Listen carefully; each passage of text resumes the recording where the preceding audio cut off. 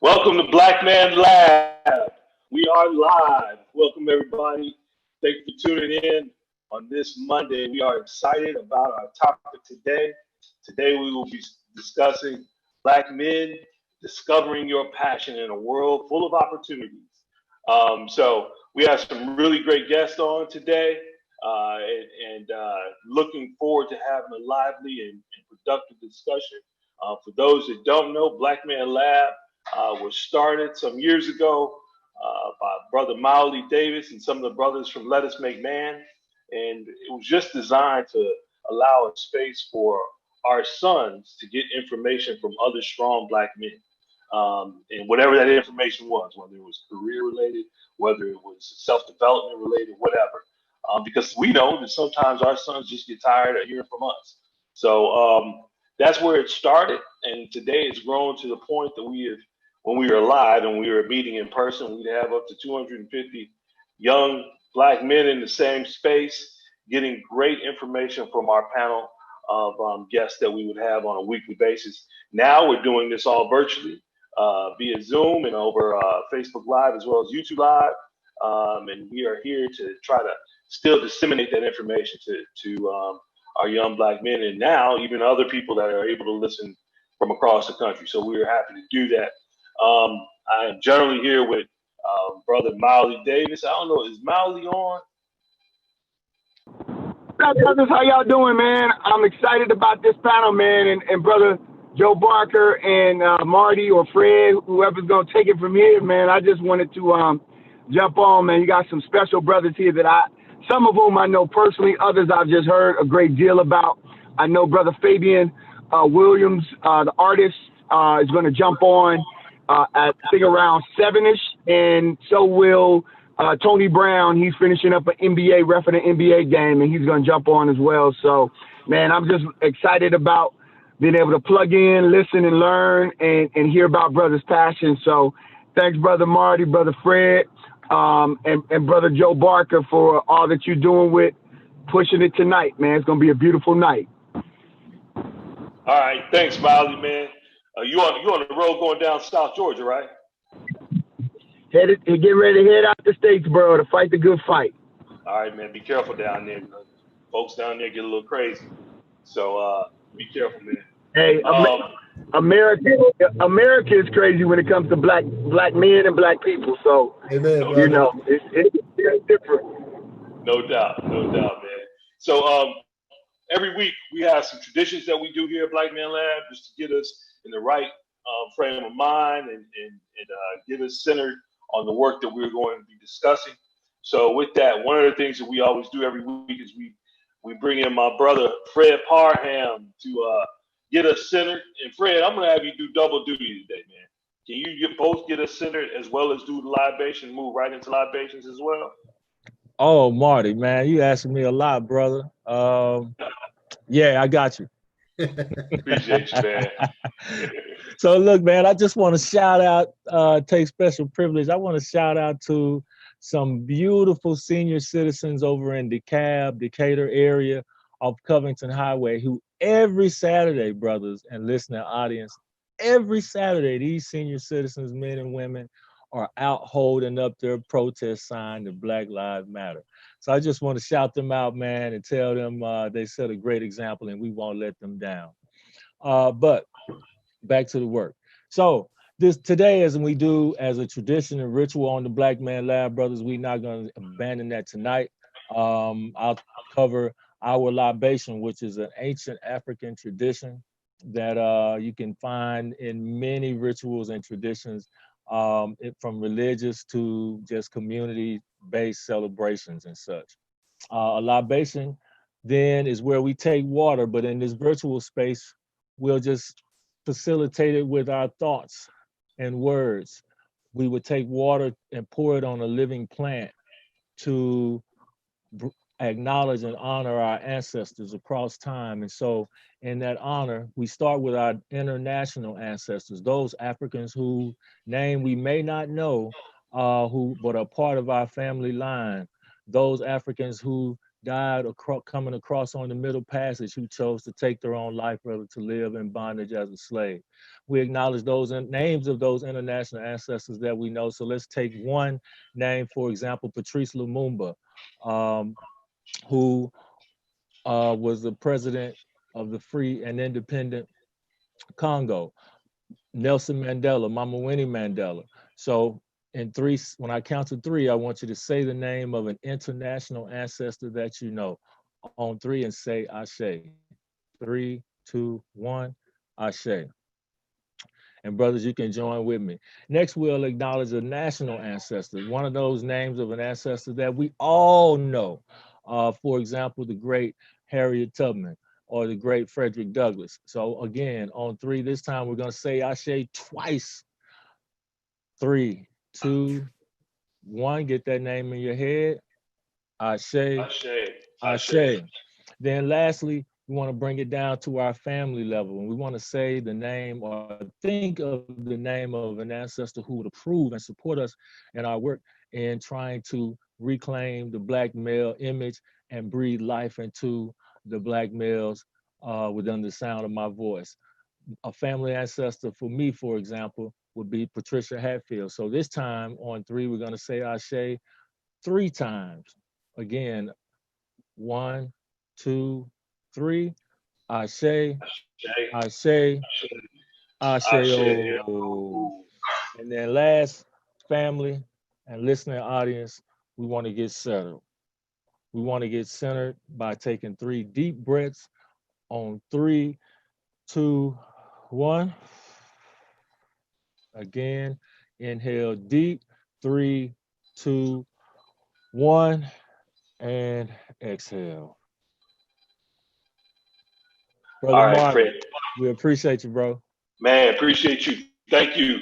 It's important for us to be in a space that we are willing to accept the information, especially if this esteemed panel is bringing to us tonight. So thank you for that, Brother Fred. I'm going to co-host this with Brother Joe Barker. Brother Joe, bring you in real quick just to give a quick hello. Hey, how's everybody doing tonight, man? Brothers, appreciate you guys being here. What a powerful panel, man. We have some great things to talk about. So, whether you are walking in your passion from, birth, you knew what you want to do, or you found it later in life. What we're here to talk about today, man, is just the great work that each of you all have been doing. A couple of you guys, I see you, Brother Kirk. I see VA. A couple of you guys I know personally, the great things that you're doing, and some of you guys, I'm going to learn a lot of what you're doing. So, we're here to talk about it in the village and get these young brothers to, start trying to understand what path you took and how you took it. So thank you so much for joining us tonight. All right, thanks, Brother Joe. With that, let's get busy and get right in here, man. What I would like to do is just go around for the panelists that we have. Give a quick introduction of yourself, what you currently do, and we'll dig deeper into it to really talk about your passions and how you got to where you're at. So with that, I'm going to start with my man. We know him as the minister, Brother Dr. Ricky Jones. I've known Rick for a long time. He went to the Naval Academy with Maoli and used to make his way up to Howard when I was down at Howard. We have had some interesting times, let's just say that. But with that, I want to bring on Brother Ricky Jones. Brother Rick. All right, it's Ricky Jones. I'm the chairman and professor of the Pan-African Studies Department, that's Black Studies, at the University of Louisville. When Maoli and Marty call, I always have to answer. So good evening, brothers. Glad to be with you. Thanks for being here, Rick. Appreciate it. Brother Kirk Brown, give an intro. What's going on, good brothers? Good to see you guys. Appreciate you, Joe, for the invite. My name is Kirk Brown, the Chief Development and Communications Officer for the Ron Clark Academy in Atlanta, Georgia. Glad to be here tonight. Thank you, brother. My man from Chicago. We go way back as well. Been knowing Vince for I can't say how many years, but has always been a stand-up dude and one of my favorite guys on the tables of all time. DJ Vince Adams. Definitely great to be here. My brother's Joe. I've known Joe since I was 18 years old, and Marty, we go just about as far back as that as well. So fantastic to be here. DJ Vince Adams, international DJ, born and raised right here in, I'll say, sunny Chicago. That sounds weird, right? Sunny Right. Chicago. Hey, the sun is out. I'm going to claim it the few weeks we have left. Absolutely, brother. All right. Appreciate you, BA. Brother Mike Ojo. How's it going, everybody? My name is Mike Ojo. I'm an entrepreneur, pilot, and I have a career in general aviation. And I'm here to share my knowledge about that.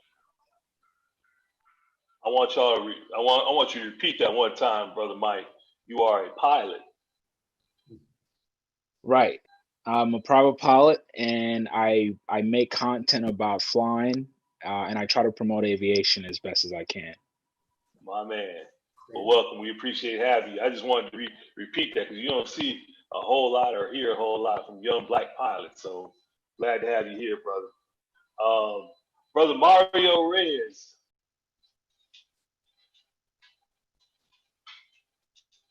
How's everybody doing? My name is Mario Reyes. I am an independent IT consultant with the government right now, working with naval intelligence, Medicaid services. As you can imagine, it's kind of right now COVID,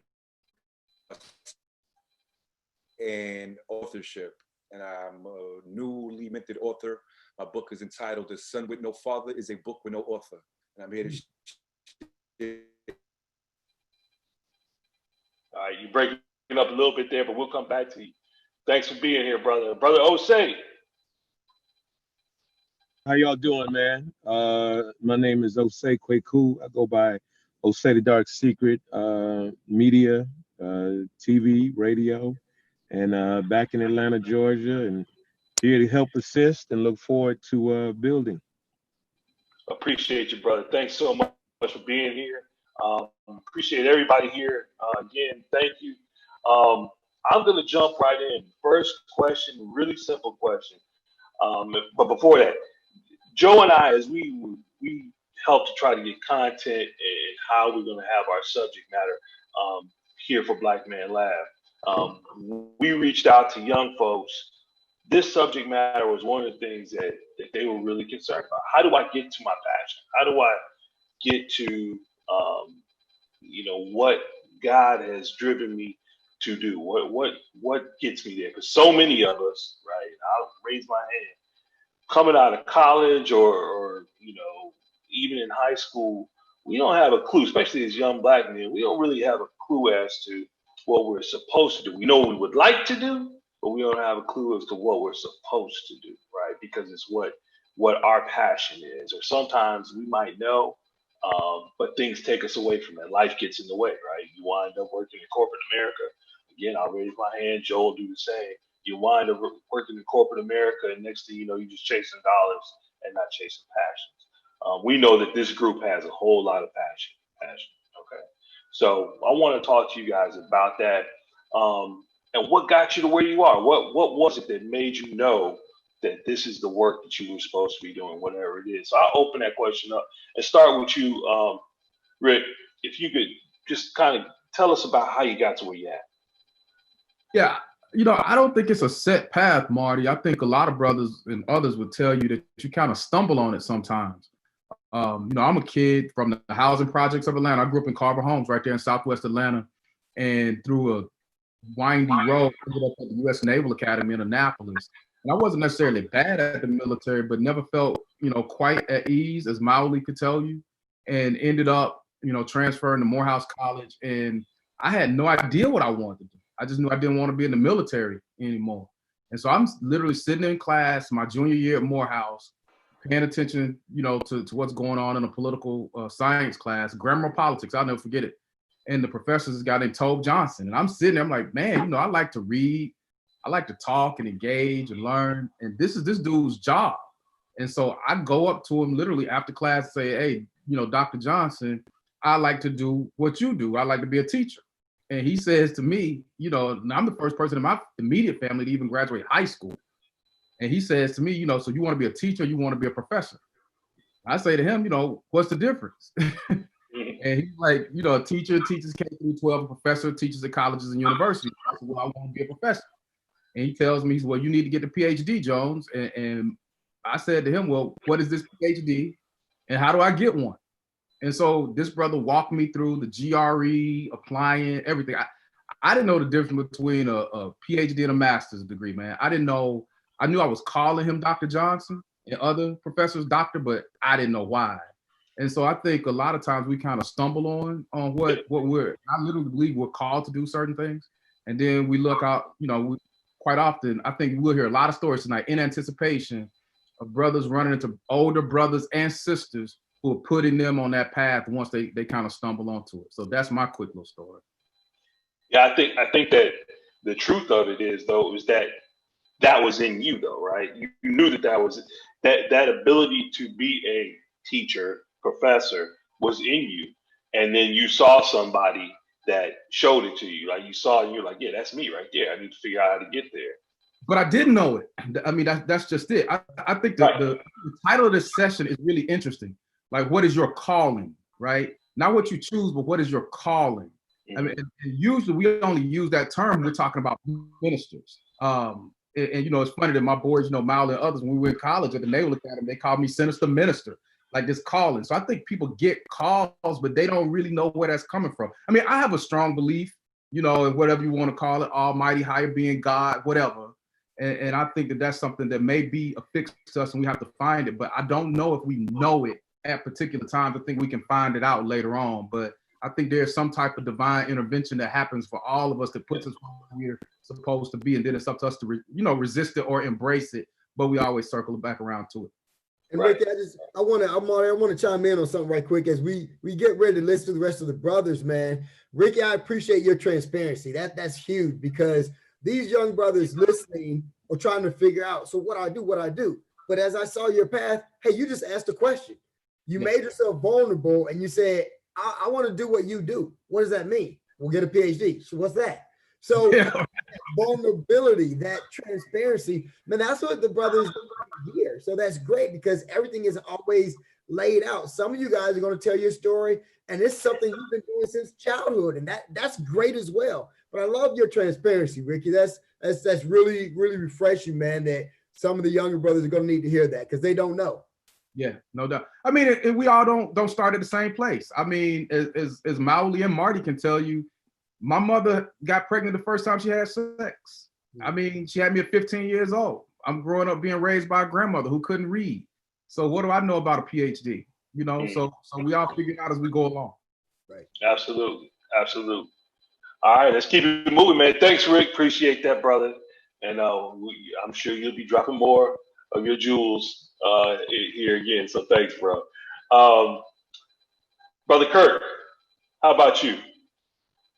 Yeah, so discovering your passion, I think, you know, my story is a little different in terms of kind of growing up the whole time, all the way till I got to college, thinking I was going to study law and be a judge. Then I got to my first class, you know, poli-sci and things like that at Georgia State. And I was like, this ain't for me, you know? And so at that moment, I was like, am I going to try to follow a path that I've sort of been saying my whole life and that everyone else has sort of put on me? And like, oh, you got to be a lawyer, you got to be a doctor. Am I going to do that because everyone expects that for me? Or am I going to do my own thing? And so I decided to do my own thing and kind of switch my major and graduated and ended up in fundraising, where now I get to, you know, help people and, you know, build relationships and connections for students, for families and for individuals. But I didn't know what a fundraiser was growing up. That wasn't even, you know, a job option. It was doctor, lawyer, you know, and so forth. And so now being in a position where I get to, you know, connect with people and raise a lot of money and help families, like that's kind of been something that I just kind of stumbled across because people were in positions and they were able to, hey, what about this? Like, okay, cool, let me look at that. Oh, that's right up my alley. Like I enjoy talking to people, building connections and so forth. And so I think it's okay to pivot. Like if you think that you know what you want to do and then you're like, nah, I'm actually good on that. Let me figure out what am I actually passionate about, what I actually want to do, and fall into that. And even if you're into that, I think at some point too, you can also evolve. You're like, okay, let me tap into another part of my skills. And so that's what I've been able to do too. So the communications piece and so forth, like I'm passionate about that. And so I've been able to tap into those skills as well. And so don't be afraid to pivot, but it also continue to discover those passions that you're, that makes you tick and fall into those as well. And Kirk, I wanna just kind of supplement that with something. For selfish reasons, I really wanted you on here. As an educator myself, I'm in an environment that's populated teaching wise, 85%, white women. And it's funny. I've seen you have such great success as development and fundraiser. And that honestly, let's be real, that's a field that's dominated mostly by white women. As I look around and have been in education. So, how did that happen for you? Because we as brothers have such great ideas on how to start business and do this, that, then we don't never know how to get money for it. But here you are going into a field, meeting Oprah and letting Oprah know, hey, here's what we need to do for this organization. You're changing communities and families. What did that look like for you? Were there some obstacles and you were like, no, but this is what I know I want, so I'm going to overcome this? Yeah. That's a good question. I think when I kind of, jumped into it and, as it became an option for me, I just kind of put my 100% into it. I went heavy in it as a, junior fundraiser, if you will, and kind of proved myself that I was, a hard worker and that I could do the job. I could connect with people and encourage them to give to a worthy cause. And so throughout that journey, I got a chance to be on different projects and be in big meetings with CEOs in the city and continue to bring in those checks where I was able to elevate myself in different positions in my first role.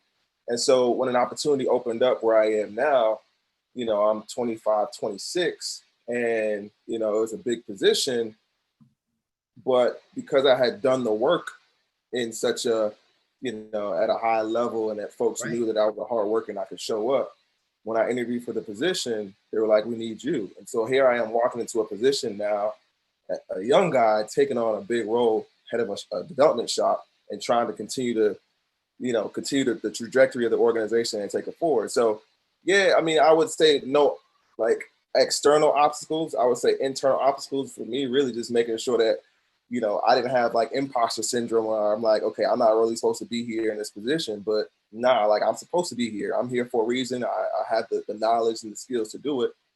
And so let me continue to build on that. But I think,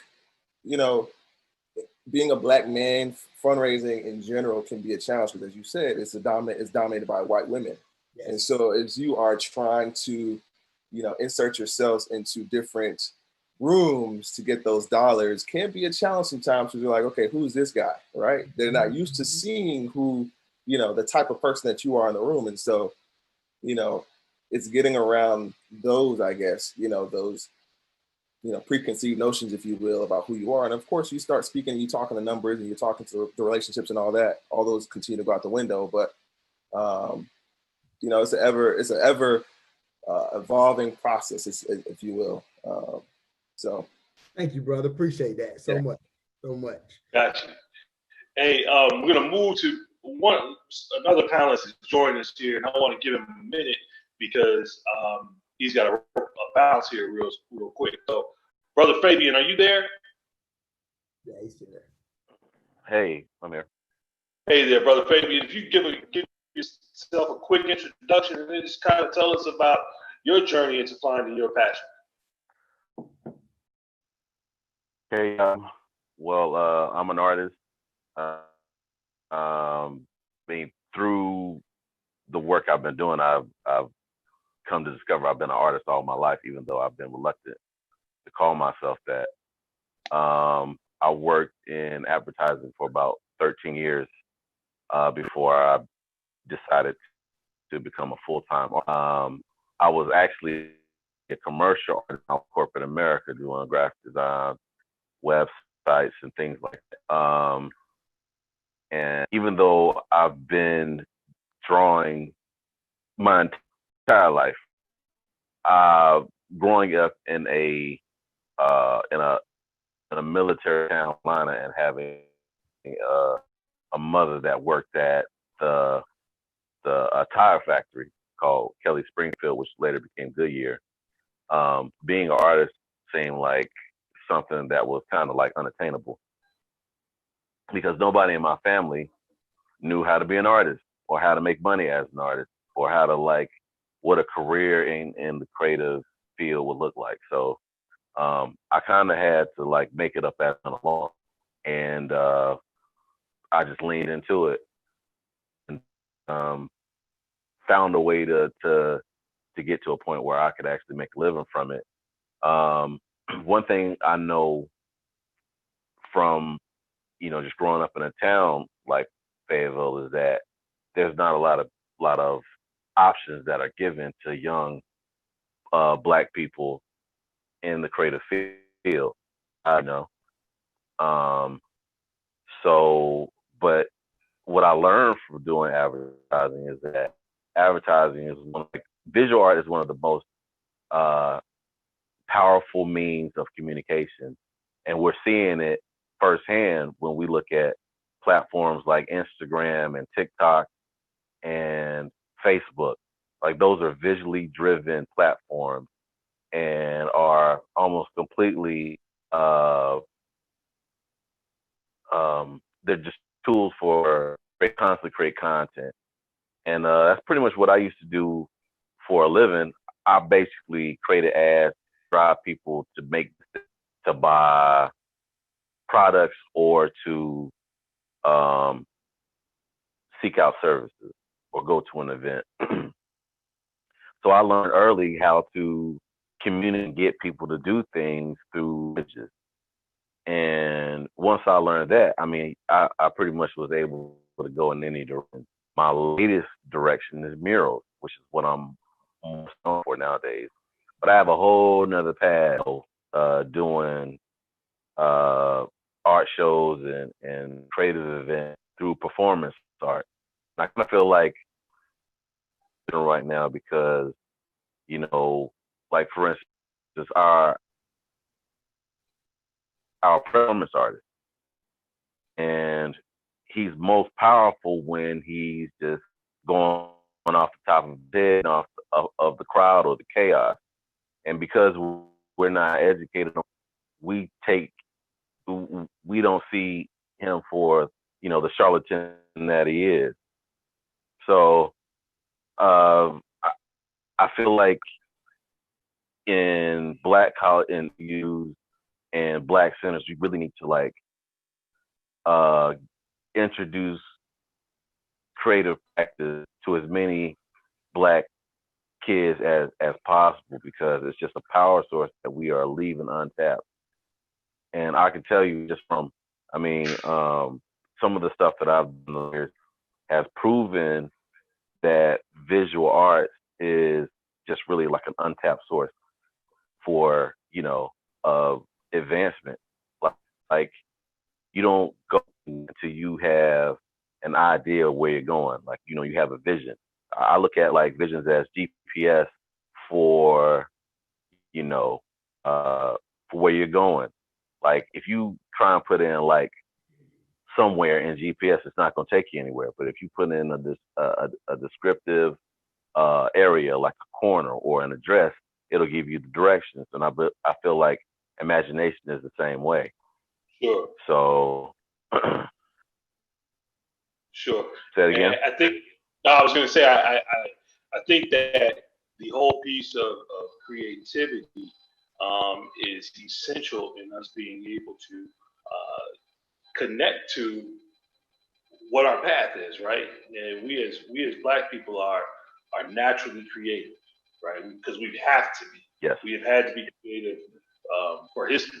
So, you know, what you're speaking to there talks about that level of creativity and then finding that path with it. So, you know, for you, fortunately, it's also led to a career, a very successful career in what you're doing.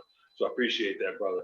We'll keep it moving because we got a large panel here today, and we have a great subject matter, and we are already up against the clock. We try to have a hard stop at 7:45, so I want to make sure that we're able to touch with everybody. With that, I want to bring brother Vince Adams in. So Vince, I've known your history obviously since high school. When you kind of was starting putting records together back in the day, and it was clearly a passion for you. But tell us about that whole route of you getting to where you are today. No, first I want to just give thanks to the Black Man Lab and definitely everybody who's watching, whether you're watching it live, whether you're watching it and playback. That's just what Brother Fabian was talking about, creating this content and having an outlet for people to connect. And, Chuck Young, shout out to my man Chuck watching on YouTube. But let me just say this super quick. I always say that my story is like Dragon's Lair. You remember that video game back from the 80s where, Dirk the Daring is on the horse and the light pops up and then you got to go that way and the light pops up. Like, I really haven't had long-term plans. It's like, I see the light pop up and I go that way. And I see the light pop up and I go that way. So when I went to FAMU, very much like the first question, when people ask, what do you want to be when you grow up? I wasn't like a fireman or a doctor. Like, I was like, I don't know. But if I get a degree in business, I can work for a hospital. I can work for the NBA. I can work for a church. Like, I just knew if I got a degree in business, I could be okay. But I had no idea what I wanted to do. And it's just so ironic that Joe Barker is here. Shouts out to my man, Mike Brock as well. But Joe, and I know that Maurice is on the line as well. And their frat brother, because he wasn't mine at the time, walked up to me, Jeff Beasley, like 3 weeks after I hit the campus at FAMU, and was like, man, my dean of pledges, and they all pledged together, so this is their big brother, is having a party. Would you like to DJ the party? And I was like, no. Because think about it. In the 80s, we didn't want to be Jam Master Jay. We didn't want to be LL. We didn't want to be Big Daddy King.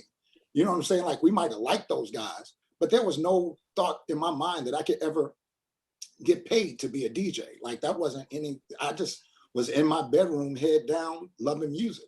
So that was my passion, was music. And when Jeff asked me, could I do the party? I said, no. And he was like, we'll pay you $50. I said, pick me up at 7. I mean, that was a deal. Like, I had no idea that I could get like 10 haircuts, 10 5-piece chicken dinners. I mean, we remember what $50 was back in '88. I mean, you were rich with $50. And, Joe was at the party, Maurice was at the party, and they were like, man, you're good. Yeah. And, would you like to do another party for us? And by the end of my freshman semester, first semester, I was one of the most well-known DJs on the yard. Fast forward 5 years, graduated, left my records at the frat house. I was like, all right, I'm on my way to do this corporate thing. Like, I was done with DJing. I mean, I just kind of, as it was shared earlier, just kind of thought I was supposed to be on this track. And I'll fast forward all the way to 2008, where I'm at this point, I've been on BET, I've DJ parties for MTV, Essence Fest, but the DJ world is changing. And I'm like, I have to change lanes real quick. And even though I'm not from New York, I've never, been on a rap song before. I want to do the type of parties that D Nice does. I want to do the type of parties that Kid Capri or Biz Markie does, but I can't charge as much as them. But I know the King's English. I pledged a fraternity. I went to a HBCU.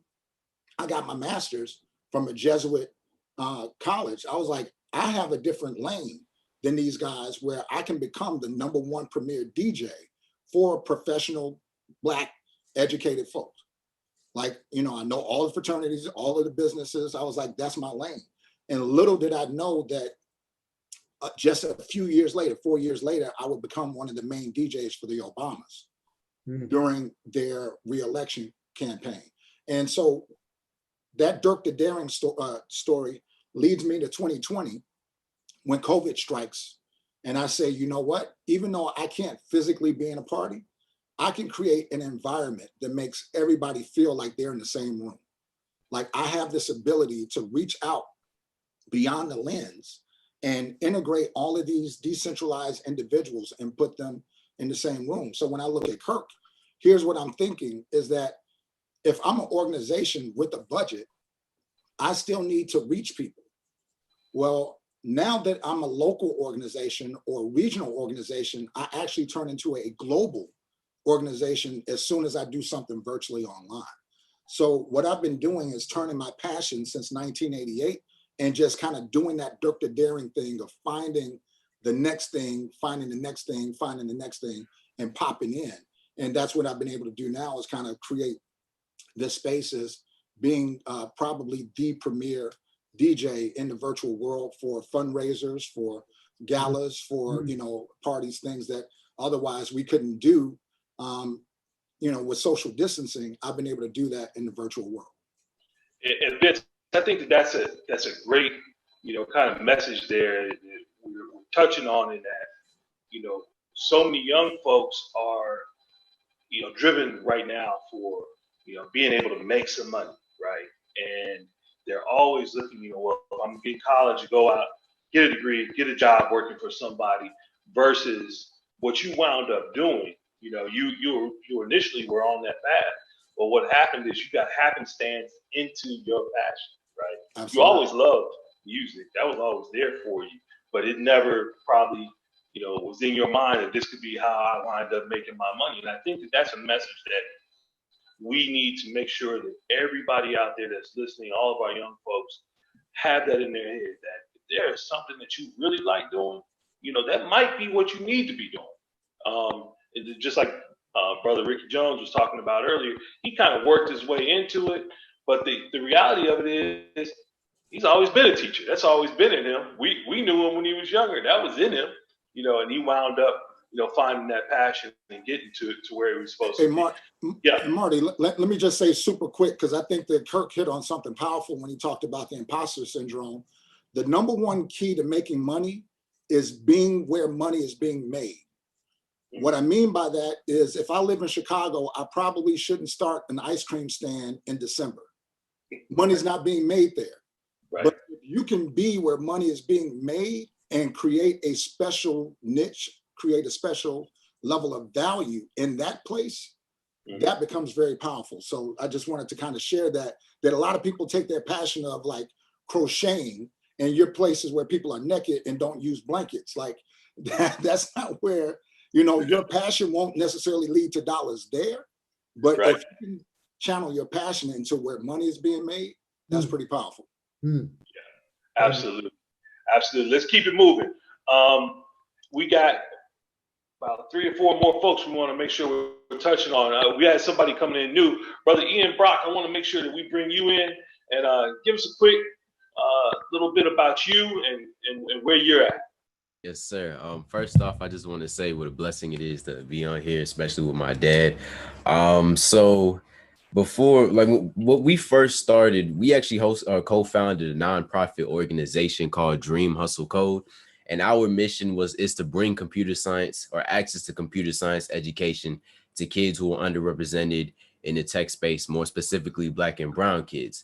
And so our journey kind of started back when I was 8 years old in 3rd grade. It actually started with my mom.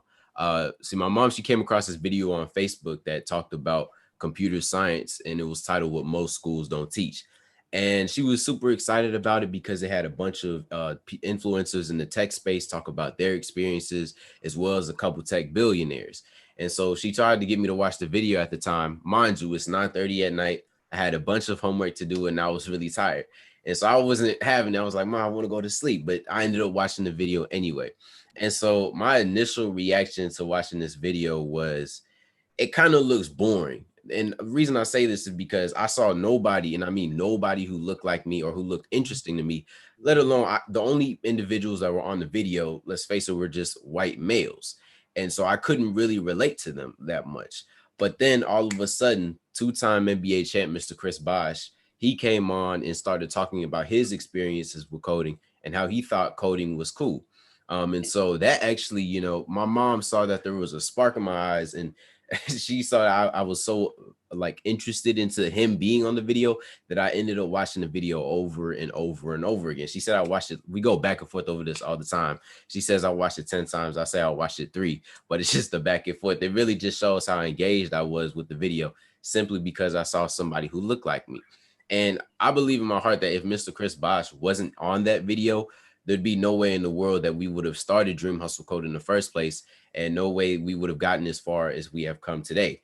So fast forward in 2013, December of 2013, we actually hosted, we decided to bring the code.org's Hour of Code event, which is basically just an introduction to learning how to code event, to my elementary school, Skinner North Classical on the north side of Chicago.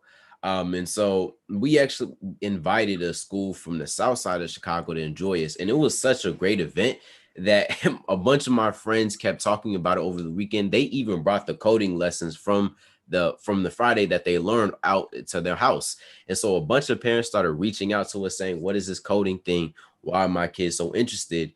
And then a couple of them asked, what are you going to do next, since you built up all this, momentum and had all this positive feedback? And so that's when we decided to bring, or to create or co-found Dream Hustle Code, to really focus on bringing access to computer science to kids who are underrepresented in the tech space. Can I take it from there? Go ahead. So 7 years in the game. I'm sorry, this is Michael Brock. I'm Ian Brock's dad. I know a few guys on this webinar right now.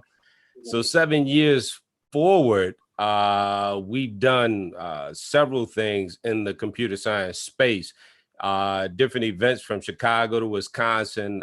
Ian has grown in this space so much so that he's been invited out to speak at Google's headquarters on 2 different occasions.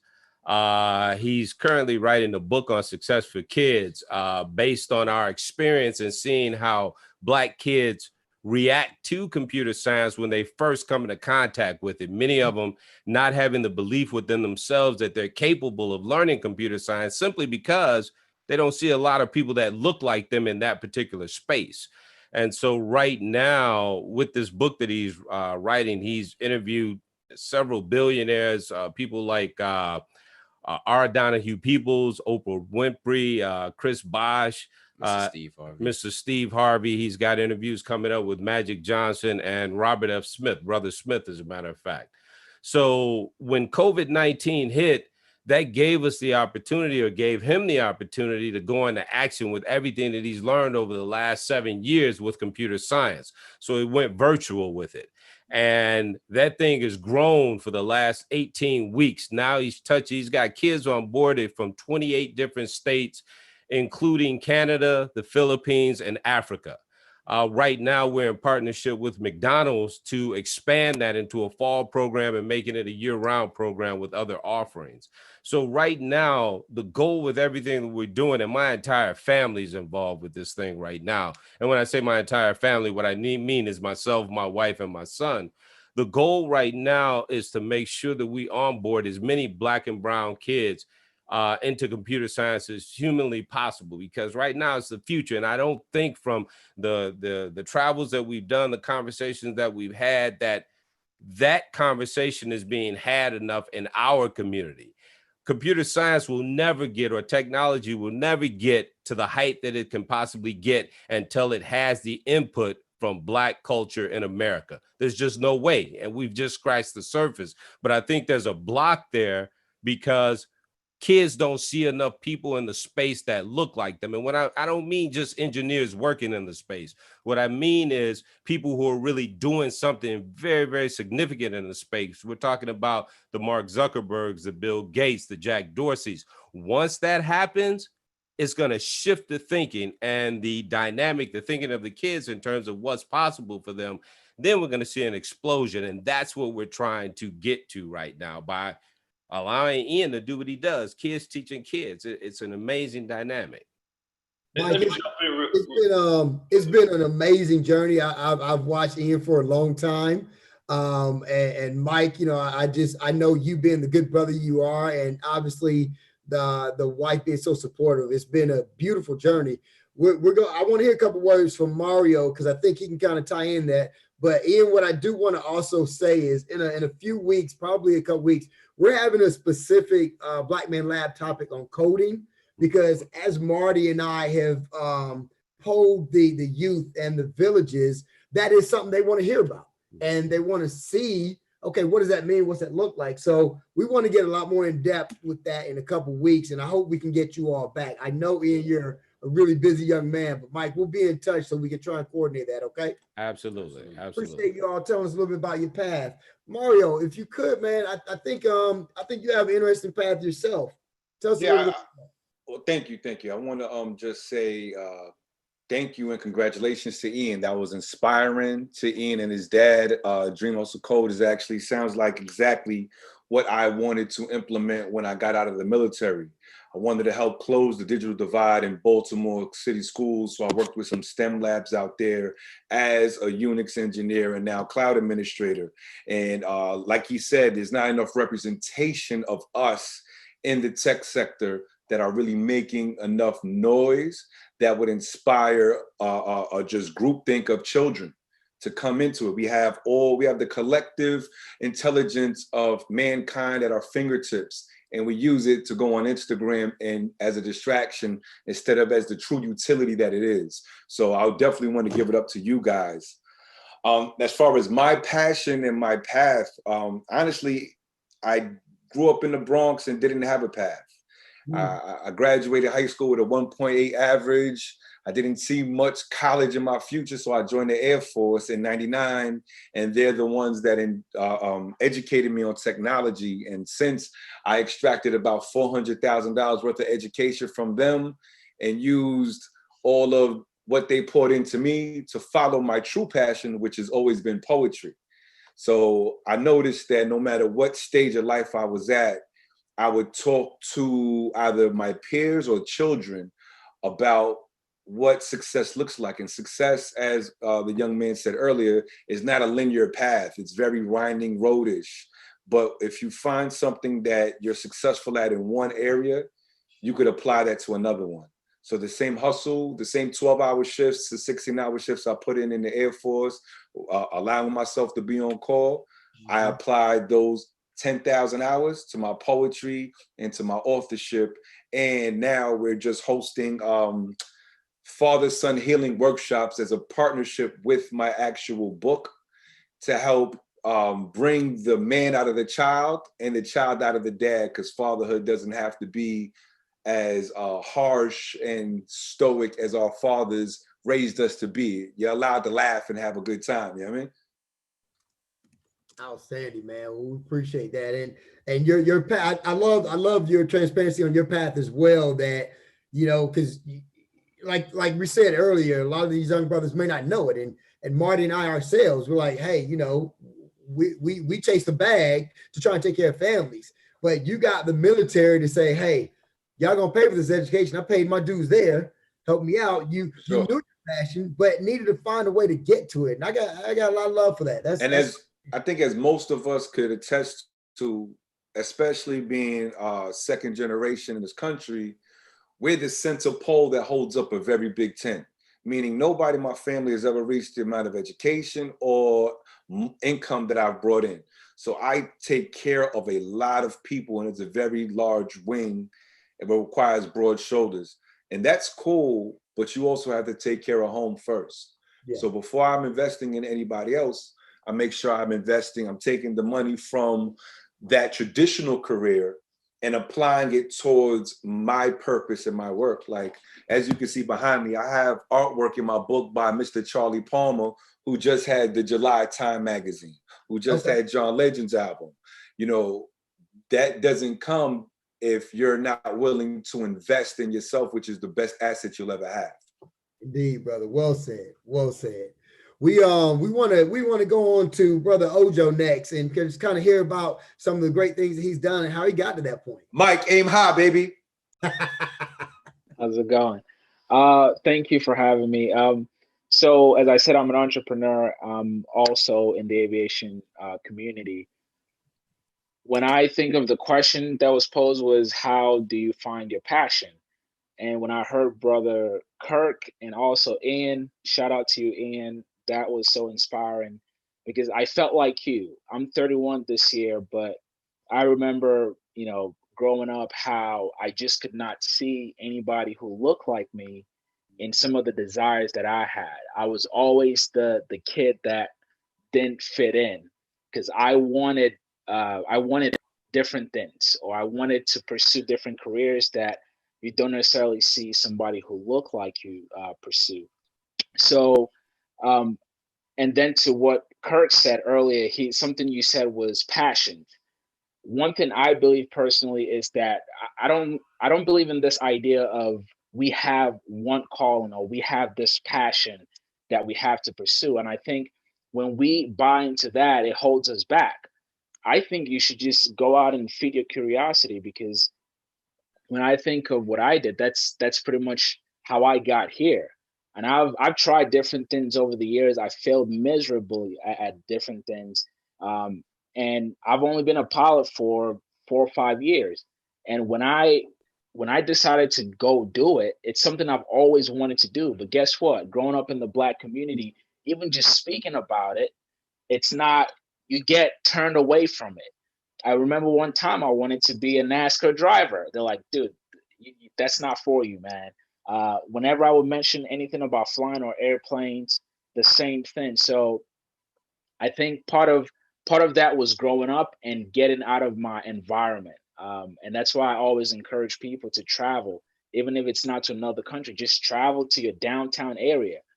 Travel to different parts of the state that you're in right now. There's so much you can learn outside of the block or within the same county that you grew up in.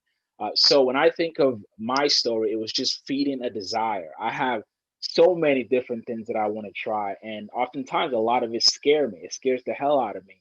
But I always say lean into the fear. And when I did decide to start flying, I remember I read about a 15-year-old Black girl in Compton that flew around the country with one of the Tuskegee Airmen. And I said to myself, no more excuses. That was it for me. I was 24, 25 at that point. And I said, look, she did it. There's no more excuses for you not to. And that same week, I went to a flight school. I took a demo flight, and now years later, it's turned into, I've basically made a life out of aviation. And I'm not even a commercial pilot. What I do with flying now is just promoting aviation in general. And just like Ian said, even still, whenever I'm in a room, I'm usually standing out. And I don't necessarily see it as a bad thing. Again, when I go back to my childhood growing up, oftentimes you have our community, they're not interested in certain fields because they just don't see themselves. And like I said, I'm 31 this year, and still today, I have yet to see a Black pilot. And I travel a lot. But within the general aviation community, you do see a lot of brothers and sisters in those fields. And that's what I want to do. Like, even with the content that I create, I don't say, hey, look at me, I'm a Black dude, you need to follow what I'm doing. Just the fact that I'm putting myself out there and I'm being vulnerable, I know that people who look like me are going to see that and see that I can do it. And I'm not flamboyant or anything. I'm the average Joe. I didn't grow up in a rich family or anything like that. So I want people to be able to relate on that level. And so my thing is to find your passions, not just one passion.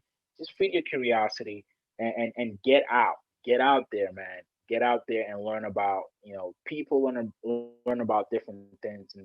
And oftentimes when you do that, you'll figure something out that you actually like doing. Man, I appreciate that. And I love one thing you said, well, all of what you said, but something you said, and Ian kind of said it, but kind of in different ways, is leaning into the fear, brother. That's powerful, man. I appreciate that. Lean into the fear. I love that. Osei, man, we I don't want to say we saved the best for last, but Osei, man, we can't wait to hear from you, brother. What you got for us? Man. Thank you, man. Well, listen, first and foremost, man, I commend all the brothers, man, that have spoken. I found it to be very inspiring, and obviously iron sharpens iron. So to everybody that's witnessing this, that's what I think it is just being in the room with some upwardly mobile brothers who are doing their thing. But my story is a little different. I'm first generation in this country. My family's from Ghana, West Africa, so I come from a place where everybody is. You're supposed to become an engineer or a physician. My father's a physician. My stepmother's a nurse, and she happens to be, born and raised in Cleveland, Ohio. So I feel like I had a really unique experience when it comes to the African-American experience. My mother is in Canada. So I say all these things to say that I was kind of always the odd man out growing up. I didn't always really feel like didn't necessarily feel like I fit in when I was raised, coming up in the U.S. And so I kind of stumbled into what it is that I chose as a career. I thought I was going to be a physician. I masqueraded a little bit in that capacity. I went to Hampton University, and I pledged, fraternity. I was trying to really understand where my talents fit, and I didn't necessarily at that time really know how to use my voice. I felt like, and shout out to Howard University. They got the good brother from Kenya over there that said he's coming, he's gonna make his way. So, I was just proud, and I think that one of the things I've heard, one of the recurring themes, is representation. Yes. And being able to see yourself represented. I come from an era where I like to always tell people I was African before it was cool, and I was African when it wasn't cool. And so, and not necessarily by choice, but because I couldn't deny my name or, who I was, just because, there was no way, even when I wanted to be like, hey, I'm like everybody else. It just wasn't happening. But I'm thankful for my overall experience. And I love what's happening. I love the brothers going back to the continent and connecting, because it's everybody's home. And the more of us that really understand that, the better off we'll be. But I wanted to provide a voice in media. I wanted to change the perception of Black men. And I'll take you back to a time when O.J. Simpson was on the cover of Newsweek, I believe it was, and they darkened his image. And it was interesting to see that happen, because I knew that even at that time, prior to us, obviously in 2020, everything that we've experienced with George Floyd, God rest his soul, and so many other brothers, in that list, unfortunately, I knew that there was this constant fear of who we were as a people, and we needed to change that narrative. The media, the news, has always characterized us or mischaracterized us as savages and beasts, and us not knowing who we really were has also impacted the way we see ourselves and the way we treat each other. And so, for myself, I came into media, and I was probably the first brother, in this capacity to really acknowledge being African. That was always my calling card when I came into the business. And one of my earliest memories, actually, a gentleman who was he's a mentor of mine, and he happens to be Caucasian, but he wanted me to change my name, and it was a Kunta Kinte moment for me. Wow. And I couldn't do that. And I say that just because, he probably didn't know what he was really saying, but for me, it was a real defining moment in terms of what direction am I going to go? Because again, I didn't come into the business necessarily knowing. A lot of people, I was a psych pre-med major. So a lot of people were like, how'd you get on? I interned for Donnie Simpson, and I hustled my ass off to get to a place where, I could create a career. And so, I just find myself to be very fortunate.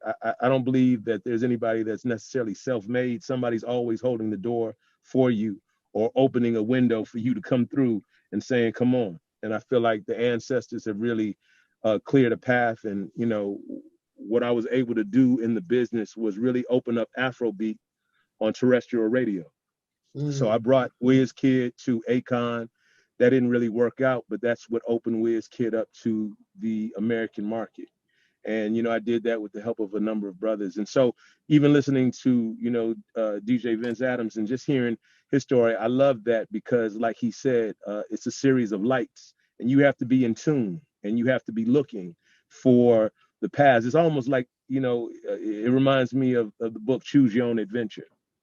And I feel like with that, you have a series of cues that you have to be in tune with to necessarily for you to really kind of find and define your own path and blaze your own trail. So, that was kind of my story in terms of how I really came up in the business. And I've been fortunate. I came back to Atlanta, the V103, to really launch the international station. And a lot of things that we're doing now were things that I had expressed to them over 10 years ago. And, that's pretty much been it. That's the condensed version, so to speak, of my story there.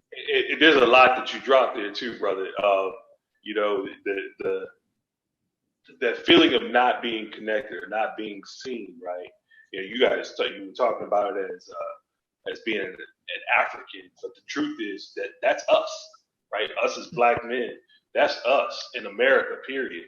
You know, sure. We're always in the room seen in a different way than everybody else. It's just the nature of what we had to deal with. But I think the key to what everybody's saying here tonight is having the realization that you have within you the same abilities that everybody else does, white, Black, or anything else. You have those abilities, and we so often get off track of you know, understanding that, and we think that we have to be in a certain box. But the reality of it is that all of you guys, you know, you talked about Vince, you know, moved into doing what wound up being his passion, being wildly successful. Everybody else in this panel doing the exact same thing. So I you know, really feel what you're saying and that touches me here, because yeah. You know, as Joe and I talked about, you know, we're people that, you know, we didn't do that per se. We went into corporate America, and you know, we just had to go do what we had to do for our families, you know, versus being sure. able to step outside that. But that's only because that's where our mind was conditioned to, right? Can I say one other thing?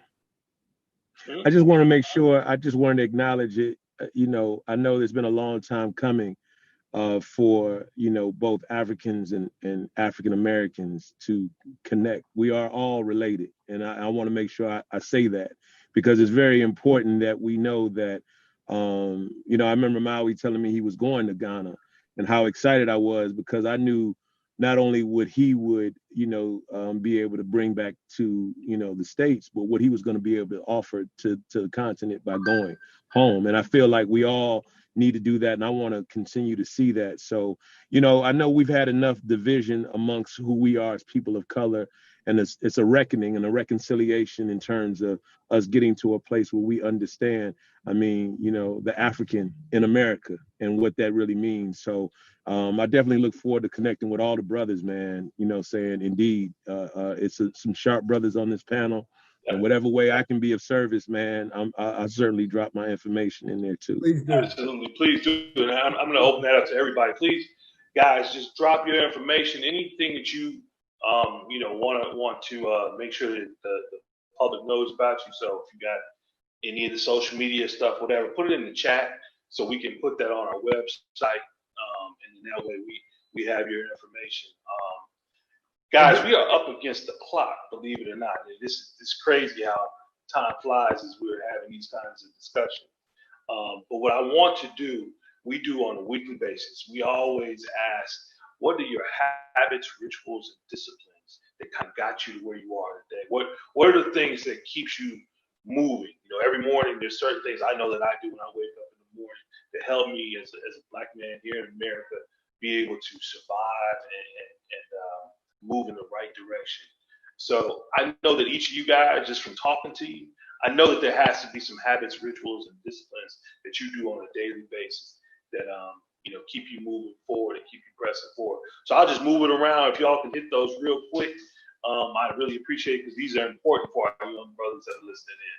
So I'm gonna jump in on that, Marty, and that's really, for me, it's a moment to moment thing. Like I've tried to develop daily rituals, and I'm consistent for 2 weeks here, 7 weeks here, 3 months here, and then, you know, kind of life happens. But moment to moment, man, it's the most important thing I learned while I was pledging is if you can meet with triumph and disaster and treat those two imposters just the same. Like really, from a moment to moment basis, I don't go too far up and I don't go too far down, and just really keeping that even flow in everything that I do has really made the difference. And I learned that at 20 years old, spring 90. So when you say flow, what do you mean by that? No, flow. I'm saying I'd never go too far up. I'd never go too far down. I just keep an even flow. Yeah. Yeah, gotcha. Very good. Brother Rick. For me, what I found was, well, one cat told me in college, man, one of my frat brothers actually, yo to the brothers of Kappa Alpha Psi. He said, look, man, you're gonna spend the majority of your life at work and asleep. So get a career that you love and a good set of mattresses. Wow. So I spent a lot of money on some mattresses, man, over time, but a career too. But beyond that, though, daily, Marty, and you know this, I try my best to keep deep bonds with the friends. I think the two of the most overused words we have are friends and love. I think everybody think they in love, you know, because they meet somebody and they cool with them for a week or two. And so that's overused. And the word friend is overused. But the people who are friends, who really, really love me, right, and I love them, I try to stay in contact with them because, as Brother Vince said, you know, those are the people I think who going to keep you balanced. Those are the people who going to, you know, keep your head straight when you have great successes. And they're the ones who going to keep your heart from breaking when you have great failures. And so if you stay close to the people that you love and that they love you, that's, you know, I don't know what's more important in the world than that. Absolutely, man. Absolutely. Let's see, Brother Kirk, how about you? Habits, rituals, and disciplines. For me, I think is probably two things. One, I say show up and show out. I'm always going to be one, or if not the sharpest in the room in terms of how I show up in a room. And that's going to, you know, get me into so many different conversations and so many different, you know, meetings and so forth. And so when I show up and show out, you know, that provides me with a platform to then, you know, speak and persuade and get folks to, you know, to come on my team and to be a part of what I got going on. And so that's always been something that's been recognizable for me throughout my career. I think that's kind of propelled me in different spaces. So that's one. And the other thing I think has always been true is just be good. Just be good. Be good to your friends. Be good to your family members. Be good to those who support you. Just be a good person overall. And I think that speaks volumes when people can't say a bad thing about you and they're always wanting to support you because you're good. You're a good person. I think that goes a long way. You can't find enough good people in this world. And I think if you're just good, you're just genuine with people. That's a game changer. Absolutely. My grandmother used to have a saying, which was, don't cost you nothing to be good and nice to people, but it can cost you everything if you're not. You know, which is a true statement, right? Think about people in this world that come from a very negative space and how people stay away from them, right? But those that have a good energy and are good seems to find them all the time. I can see that in the brothers that we have here tonight. Brother Mario, how about you? Habits, rituals, and disciplines. One of my Air Force first sergeants told me that I had great potential one time, and I said, thank you. He said, what you said thank you for, that means you have yet to do shit. And that was the chin check of a lifetime. He said, why don't you go start accomplishing things and I could start giving you valid compliments. Wow. So I've made it a point in my life to not just give lip service. The minute I say it out my mouth, I am now held accountable to anybody that was privy to me saying it. And I want them to take me to task and I'll deliver in a timely fashion. Always a half hour early. Love that. Love that. All right, Brother Mike, how about you? Daily practical things I do. When I get up in the morning, I bow my head. That's just cultural for me. Just say thank you for seeing a new day. I usually go for walks. Either later in the day, I always make sure I take a break and I go for walks. And never underestimate good music. And also, over the years, I've learned to be more outspoken about my feelings and emotions. I shout out to communities like Undugu, where normally I always keep things just closed in. So I've learned to actually talk about, if I'm having a bad day, I talk to my wife or I call somebody and I talk to them about it. That really helps me. And lastly, I show myself some love, man.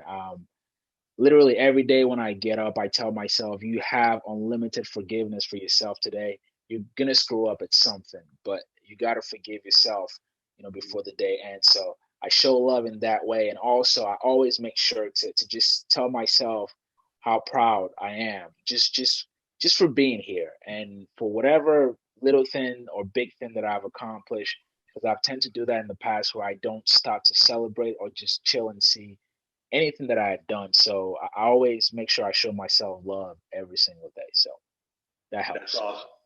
That's awesome. Self-love is what can keep us moving forward, brother. Appreciate that. Brother Osei, how about you? Man, I got into yoga. I got into hot yoga. And I found that for myself, man, that was a game changer for me.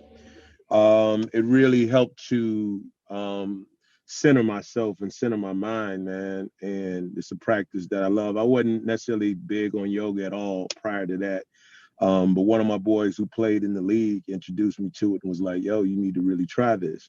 And so, you know, that's something that I try to do as often as possible, at least 3-4 times a week.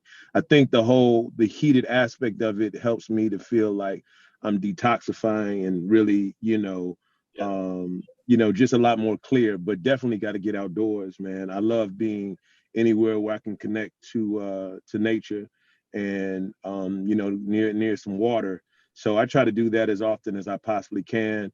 You know, working out is definitely key, but, you know, I just say that, you know, all the brothers have said some things that, you know, for me, I find that it's all about getting that balance. One of the things when I started trying to work, I was trying to all I knew was work. And that's all I knew, even from a family perspective, because it's like, man, you got to do this, you got to do that. And, you know, you can kind of take on some baggage sometimes from, you know, your family members, you know, and maybe some of the examples, because I realized that, you know, and I realized this a long time ago with, you know, one of my father's friends. She had told me she hated her job. The whole time she had a daughter that wanted to get in entertainment and was helping her. But that whole time she just hated everything that she was doing. And I know a lot of people who are going through that experience. So I think it's very important that you figure out what your balance is. And I think we're in an era now where, you know, you can do and be anything that you really want to be. And you can, you know, manifest so many other things other than just serving somebody else or feeling as if you're only in service to another person. I think it's important that, you know, we also balance it out by giving back and figuring out how we want to give back, whether it's, you know, whatever type of service you want to provide to others, because really, to me, that's the richness in life. And so, you know, just trying to keep that balance, find that balance, and just do things that, you know, allowed me to really tap in, man, and connect, man, with the ancestors. Yeah. Absolutely. And you talked about yoga first. That's the hot yoga. That is a place where you wind up finding that balance because you have that time. And I'm saying that from experience. Brother Mowley and I, we had started doing it once I got down here to Atlanta. We started going to a hot yoga spot. And I needed it because I'm about as stiff as Ichabod Crane. So I had to figure out something. It's great. You're right. It's no lies told, Marty. No lies told. Your crossover is cold. You got that crossover, but it's upright. It's like that. I haven't been limber yet. So, but that said, when I was doing hot yoga, I was able to put my palms to the ground, you know, after a period of time. So, unfortunately, COVID has shut our spot down. So, I can't get back in there. But it's a great place to get centered too, though. You know, because you can't do anything. You have to stretch and you know, think things through. So appreciate that, brother. Lastly, but not least, young brother Ian, and your pops. So if y'all could give us, you know, what's your habits, rituals, and disciplines that you both do? He's pushing me to go first, so I guess I'll take it first. I think for me in the morning, that first thing is to make sure that I give thanks and praise. That's just a major part of what I do personally and what we do as a family. And I try to get into a group prayer with them. Like we have daily meetings or what have you. So we try to make sure that we start those meetings off with that prayer and getting centered in that way.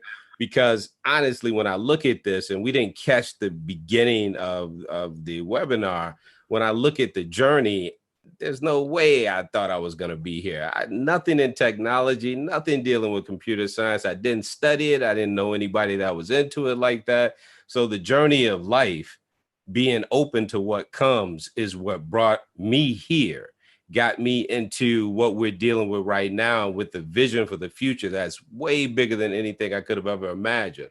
And so I think that openness comes from trying to find that oneness with the Creator. And I think that's what's really guided my journey, in addition to exercise and meditation and all those things. But if I had to find a key thing, it's that morning prayer that really guides my journey each day and through the week.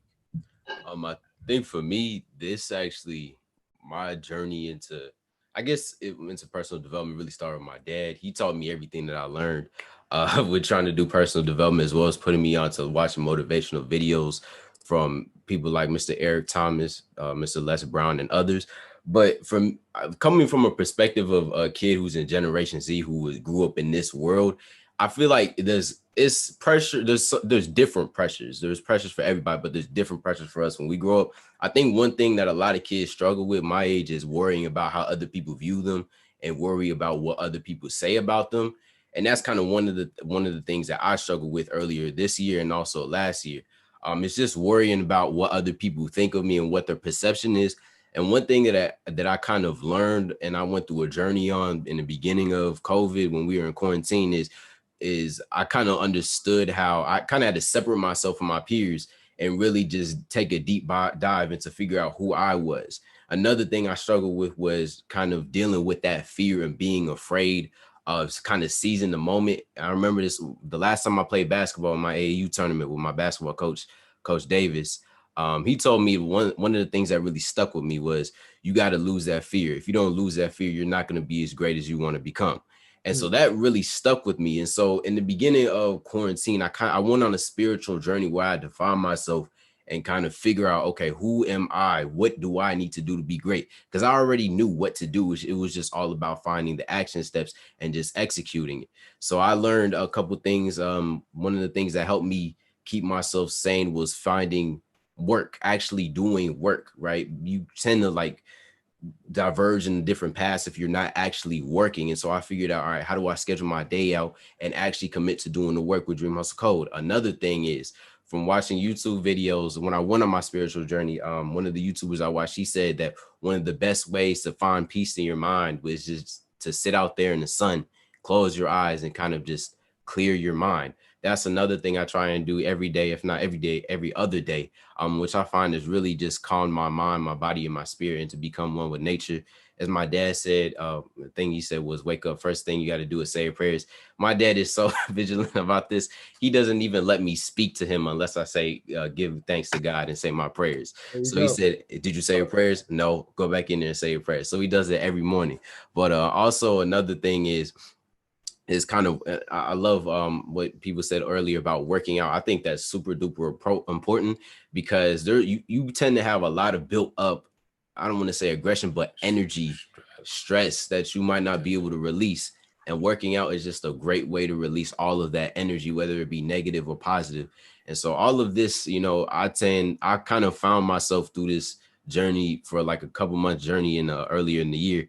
And it's really helped me a lot, especially my dad. All the tools he taught me earlier, I've finally been able to actually apply it into my life instead of just hearing it. Sorry to cut you off, man, but how old are you? I'm 16. You what? 16. Man, listen. A lot of what you just dropped there is a lot of what, finding what life is about and your passion is about, right? We especially as Black men you mentioned about that fear, right? That fear is what a lot of times keeps us from being able to move forward, right? We have this fear of stepping outside and letting people see us who we are. Like this environment that we're doing right now. Black Man Lab, we call it a safe and sacred space for Black men. This is a space where we are allowed to be ourselves, to express ourselves, to learn and take on all kind of knowledge that we possibly can, whether it's us as panelists or as people that are watching or participating when we're live. It's a space of one, love, and a space of knowledge, right? And so often we have this fear as Black men, and I'm not gonna do that, Right. But for you, man, my point is for you at the age of 16 to have this level of understanding and wants and desire to continue to move forward and take on all this, that says a lot, brother. I appreciate you for it. Man, real quick, I'm going to let Joe jump in here, and then we got to wrap it up. We're way past our time already, but this is such a great topic and such a great panel. It's hard to cut us off. Joe, go ahead, jump in real quick. Yeah, real quick. Let me just say this, man. Thank you to each of you. When we started this, the idea was, even when Marty and I were looking at panelists, like, man, I don't want to get 5 or 6 or 7 people on here that all say the same thing. And let me tell you, this has been one of our most diverse panels yet. A recurring theme that I did hear, though, and I love it, and I appreciate that our youngsters could hear it, is you saw out something because you didn't see it represented. Whether it's Ricky, and you probably didn't have that many Black teachers growing up, I don't know, but regardless, you saw something, you went after it. Kirk, 85+% of women in the professional development area, and you're like, that's what I want, and you've become amazing at it. Ian, I mean, it speaks for yourself. Ojo, all of you guys. Osei, like you said, I love how you said, you was African when being African wasn't cool. And I know I've seen that journey has not always been easy for brothers. We see it, we kind of joke about it now because we're in that space, but I was in engineering school at FAMU, FSU, and the engineers from Nigeria were just constantly made fun of, constantly ousted. And I was in a space like, well, dang, they rock with me, so maybe I should rock with them because they're making fun of them. So, man, I'm so grateful for everything you guys have offered and said tonight. It's strengthened me for sure. But the brothers that are listening, I know you've dropped some amazing nuggets on them, and I very much appreciate that. All right, thanks, Joe, man. Again, as Joe said, thank you to everybody here. Yes. When we get back live, we get back to doing this live and in person, I'm going to task each of you guys to show up when we're back live in person, because although we enjoy this forum because it goes across the country, there ain't nothing like when you got 250 Black men in the same room and have a topic matter that everybody can grasp on, and then also the level of connections that we make in that room as well. So I'm going to task each of y'all when we get back live, because it's going to happen, that each of y'all are going to be there at some point, man. So I appreciate that. I'm going to wrap it up, man. When we wrap up every week, there was a sister that she's now an ancestor, and she was one of the leaders up in Cobra, and her name was Sister Njiri Algani. She did every session that they had, every meeting that they had, they wrapped up with, held hands and did a thing called "I'm a link in this chain." We do that same thing with Black Men Lab, because we know that we are links in each other's chains. We know that together we are stronger, and if we are locked arm in arm, that we can get through anything as Black men, right? So what we ask is that everybody, if you take yourself off of mute, and then act as though we're linking our arms up here. All right. And if everybody could just repeat after me: I'm a link in this chain. I'm a link in this chain. And it won't break here. And it won't break here. I am a link in this chain. I am a link in this chain. And it won't break here. And it won't break here. We are links in this chain. We are links in this chain. And we won't break here. And we won't break here. Ashe. Brothers, Ashe. Thank you. Thank you. I appreciate you all so much. Time flew by tonight. It went by much faster than it seems like it normally does, man. I think it's because we had such an impressive panel and such great stories, man. But we will continue to do this. I'm sure that we'll have some of you guys. We talked about you, young Ian, having you back on. We talked about coding. Vince, we're going to do another one on music. Rick, we're going to do something on education. So we'd love to have you guys, all of you guys, back in at some point, man, for other topics that we have, man. So thank you so much. I appreciate you guys. All right. That's it. Much love.